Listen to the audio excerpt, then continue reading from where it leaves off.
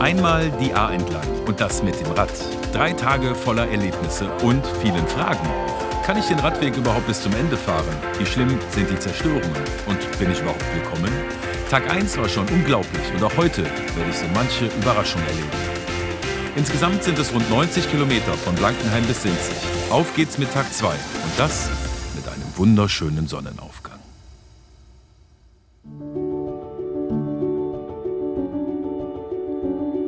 Samstagmorgen, 6 Grad hier in der Eifel, Nebel, tolle Atmosphäre und ein total spannendes Gebäude. Denn das hier im Hintergrund ist der alte Bahnhof von Müsch. Heute in Privatbesitz.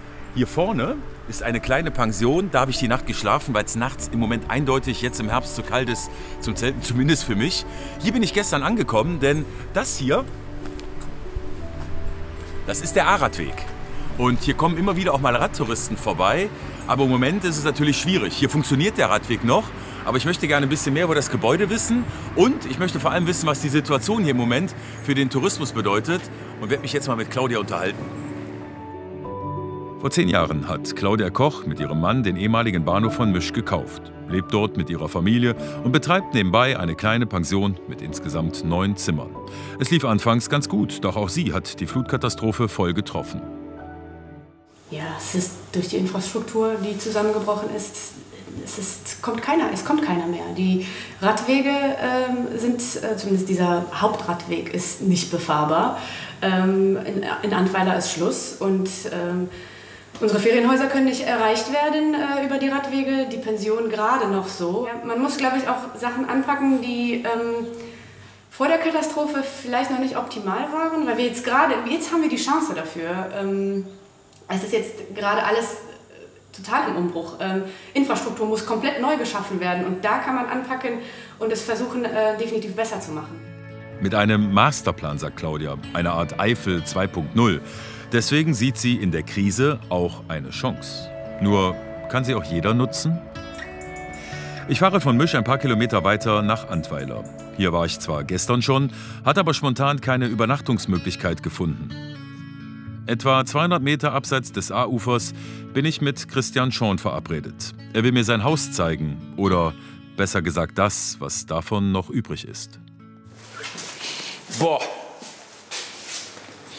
Ich meine, wir machen kein Geruchsfernsehen, aber das ist Heizöl, ne? Übel, ja. Ja, das ist Heizöl. Boah. Das kriegst du nicht mehr raus. Nein, deswegen reißen wir das Haus auch ab. Abriss? Das wird abgerissen, ja. Eine Etage höher, ein ganz anderes Bild. So wie im Badezimmer sieht es hier oben überall aus. Perfekt, fast wie schöner Wohnen. Unten ist dagegen alles zerstört. Draußen vor dem Haus zeigt mir Christian, wie hoch das Wasser Mitte Juli rund um sein Grundstück gestanden hat. Für mich sind es unvorstellbare Bilder. Wollt ihr hier im Ort bleiben? Ja. Gibt es da Alternativen? Ja, wir haben ein Neubaugebiet hier in Antweiler und haben im Dorf noch Bauplätze. Wie sieht es denn da aus? Habt ihr da eine Chance, was zu kriegen? Ja, da bin ich seit 2,5 Monaten dran. Und ja, die Leute wollen nicht verkaufen. Ne? Bist du guter Dinge, dass es irgendwie noch funktioniert? Ja, wir sind, irgendwann wird das klappen. Also ein paar Grundstücken bin ich noch dran jetzt. Da könnte vielleicht was geben. Und im schlimmsten Fall hat die Gemeinde gesagt, wird ein neues Baugebiet erschlossen. Ich muss weiter nach Fuchshofen. Kann ich den Radweg überhaupt fahren? Entweder musst du hinten über die Straße fahren. Nee. Dann musst du hinten den Berg hoch. Und da hinten rum. Du kennst dich aus? Ich kenne mich aus. Fährst ein Stück mit? Ich zeige dir. Ja komm, das ist gut. Ich muss nämlich los. Machen wir.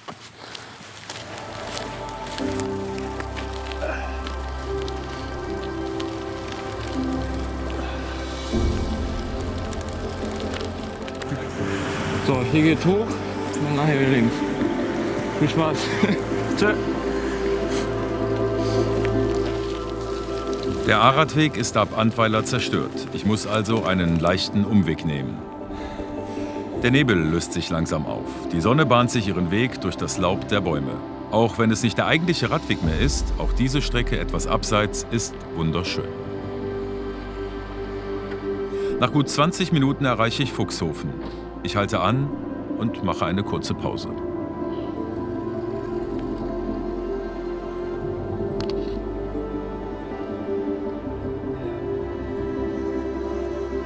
Am zweiten Tag führt mich meine Tour an diesem Vormittag zunächst 10 Kilometer von Antweiler bis nach Fuchshofen und später geht es noch weiter bis nach Schuld.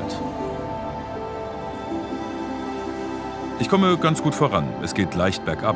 Das Fahrradfahren ist fast schon ein Vergnügen. An einer Brücke kurz vor Schuld halte ich an, weil ich eigentlich telefonieren muss. Moin. Habt ihr auch so schlechtes Netz? Ja, das ist hier Katastrophe. Echt? Ja, ich wollte gerade ein Gespräch machen. Nichts möglich. Also telefonieren hier ist auch nichts. Ja? Also da muss man wirklich auf die Bäume klettern, mehr oder weniger. Wir gucken uns hier gerade mal unser Gebilde an, was wir vor Wochen hergestellt haben. Wir haben hier an einem Campingplatz gearbeitet, ehrenamtlich. Wo ist der Campingplatz? Das ist hier der Campingplatz. Der fängt hier an, im Prinzip. Hier hat er angefangen? Ja, und der geht 3,5 Hektar, geht der quasi abwärts. Und das habt ihr jetzt alles ehrenamtlich gemacht? Also der Platz ist noch nicht fertig. Ungefähr ein Drittel ist gemacht. Ja. Ja? Gut, aber ihr macht ja weiter. Wir machen jetzt weiter. Allerdings wird jetzt ein Unternehmer, der wird das übernehmen, weil wir halt von der ehrenamtlichen Seite her die Schlagkraft nicht mehr haben. Dann noch mal jemand zu finden mit so einer Kapazität, die dann an einem Wochenende diesen Platz fertig machen, das ist fast unmöglich. Dann toi toi toi. Ja? Danke euch. Gerne. Auf bald. Jo, tschüss. 2 freiwillige Helfer, die wie so viele seit Wochen im Ahrtal unermüdlich im Einsatz sind und ohne die es hier deutlich schlimmer aussehen würde. Ich fahre weiter zum Campingplatz Schuld und treffe Anni Bläser, die mit ihrem Mann den Platz schon seit vielen Jahren betreibt. Sie beschreibt mir, wie es hier unmittelbar nach der Katastrophe ausgesehen hat.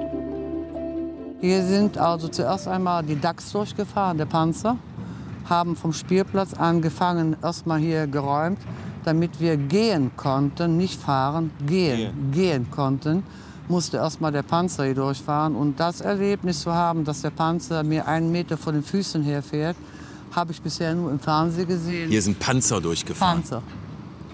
Ja. Wie ist die touristische Situation? Wie würdest du sie beschreiben im Moment? Also die Nachfrage ist jetzt schon sehr gut. Und ich glaube, es sind viele Menschen, die gerne das Ahrtal unterstützen möchten. Es sind ja, glaube ich, einige Gäste da, oder? Ja, das sind die, die übrig geblieben sind und die machen noch weiter. Die sind zum Teil 20, 30 Jahre hier. Wir haben hier Dauercamper, die waren sogar 50 Jahre hier. Die Kinder sind hier groß geworden, die Enkelkinder sind hier groß geworden. Und viele von unseren Gästen würden gerne wiederkommen. Ja. Also die Anfrage ist schon riesig da. Auch von fremden Gästen ist die Nachfrage gut. Und die Leute, die jetzt hier noch ein Häuschen haben, das sind schon alles langjährige Dauercamper und die wollen alle auf jeden Fall weitermachen. Anni, was wünschst du dir für die Zukunft?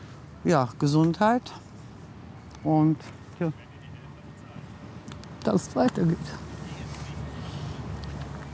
Ja, ist so. Aber es ist schon ein hartes Teil Arbeit noch, ne? Das glaube ich. Ja. So, und ja. Wahnsinn. Was für eine starke Frau. Aufgeben ist keine Option. Es geht weiter. Meine Fahrt führt mich durch Schuld, eine kleine Ortsgemeinde mit gerade mal 700 Einwohnern. Ein Ort, der mit voller Wucht von den Wassermassen getroffen wurde und wo fast jedes Haus betroffen ist. Es ist Zeit, etwas Strecke zu machen. Von Schuld geht es nach Insul und Hönningen und dann weiter über Ahrbrück bis nach Altena. Leider ist der Ahrradweg hier nicht mehr vorhanden. Den größten Teil muss ich deswegen über die Haupt- oder die Bundesstraße fahren. Alles andere als empfehlenswert für Radfahrer. Ich fahre durch Hönningen und Ahrbrück und habe Glück, an dem Tag ist nicht ganz so viel Verkehr. Dennoch ist es schon ein mulmiges Gefühl, wenn mich Autofahrer so dicht überholen.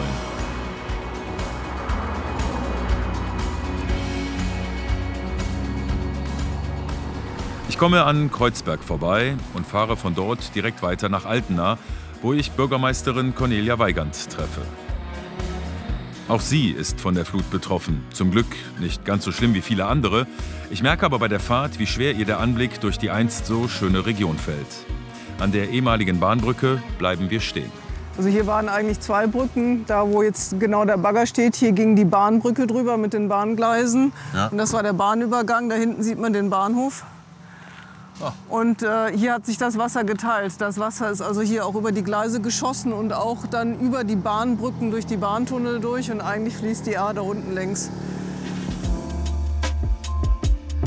zum Jahresende soll zumindest der Bahnanschluss bis Walpotsheim wiederhergestellt werden, sagt mir Cornelia Weigand. Wichtig, nicht nur für den Tourismus. Der weitere Anschluss wird nicht zuletzt wegen der vielen zerstörten Brücken wohl noch Jahre dauern. Wir fahren gemeinsam durch den Ort. Vorbei an entkernten Häusern. Es ist ein Bild der Zerstörung. Unfassbar. Dort, wo sonst bei Weinfesten das Leben pulsiert, ist alles kaputt. Wie wichtig ist der Tourismus hier für die Region? Wir leben vom Tourismus. Es ist eigentlich wunderschön hier. Es ist eine tolle Gegend zum Wandern, zum Genießen. Wir haben auch da drüben irgendwo fangen die Weinberge an. Und das ist aber auch unser Haupteinkommen. Entweder hier wohnen und in Köln, Bonn oder woanders arbeiten oder in einem kleinen Handwerksbetrieb arbeiten, die sich auch alle berappeln müssen und ansonsten Tourismus. Es werde ein Marathon, alles wieder aufzubauen, so Weigand, und man sei gerade mal bei Kilometer 5. Ich befürchte, sie hat recht. Mein zweiter Tag ist zu Ende. Ich habe Hunger und bin froh, dass in Altena zumindest noch ein Restaurant aufhat. Ein Hotelzimmer finde ich nicht, sodass ich eine weitere Nacht in Misch schlafen werde.